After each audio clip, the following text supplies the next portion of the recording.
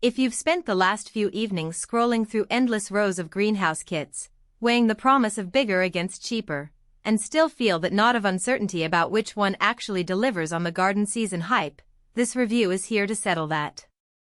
Link is in the description if you want to check the product details on Amazon.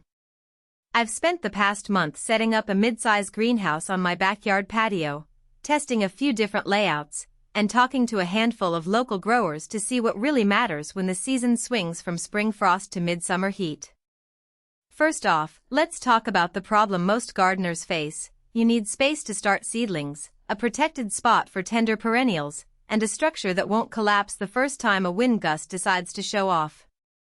The AMERLIFE 10x18x8.4 foot model positions itself as a walk-in greenhouse that promises a warm, roomy interior without the fragility of glass. The real question is whether those promises translate into everyday usability without turning your hobby into a maintenance nightmare. What you get out of the box is a frame built from galvanized steel, and panels made from double-wall polycarbonate that the manufacturer calls Unbreakable. In practice, that means the sheets feel solid enough to stand up to a light tap, but they also have that slight flex you'd expect from a thick plastic. The UV protective coating on the panels is a genuine benefit. After a week of full sun, the interior stayed noticeably cooler than the surrounding garden, and the panels showed no sign of yellowing or brittleness. That's the kind of quiet, long-term durability that matters when you're trying to keep seedlings from getting scorched on a July afternoon. The greenhouse's size, roughly 10 feet wide, 18 feet long, and 8.4 feet tall, creates about 1,500 cubic feet of volume. For a family that wants to grow a mix of tomatoes, peppers, herbs, and a few dwarf fruit trees, that space feels generous but not overwhelming. I found that I could line the floor with a simple weed barrier and then arrange 2 rows of 4-foot raised beds side by side, leaving a clear aisle down the middle for wheelbarrows and a small bench. The overhead clearance allowed me to walk upright without ducking, which is a small comfort you don't notice until you're actually moving pots around. One of the standout practical features is the quartet of adjustable skylights. They're positioned along the ridge and can be opened or closed with a simple pull cord. During cooler mornings, I cracked them open just a notch to let in fresh air without letting the temperature drop too much. When the day turned hot, I shut them fully and the interior stayed within a comfortable range thanks to the insulating polycarbonate.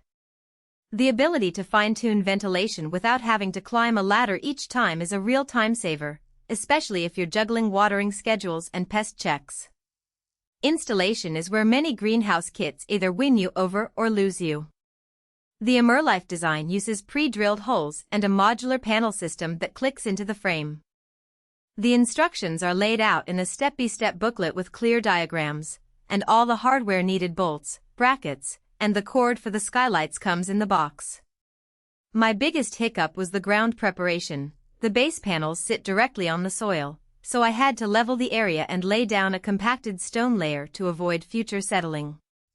Once that was done, the assembly took me about 6 hours with a friend, and we didn't have to call a professional. If you're comfortable with a basic DIY project and have a relatively flat surface, the friendly installation claim holds up. Now, who should actually consider buying this greenhouse? First, hobbyists who want a dedicated space for seed starting and extending the growing season without committing to a permanent glass structure. The size is ideal for suburban backyards where you have a strip of land but not the room for a full-scale commercial greenhouse. It also makes sense for small-scale market growers who need a protected area for a few high-value crops. Think heirloom tomatoes or specialty herbs where the added volume can justify the price. Because the panels are polycarbonate rather than glass, the unit is lighter and less prone to shattering, which is a safety plus if you have kids or pets running around.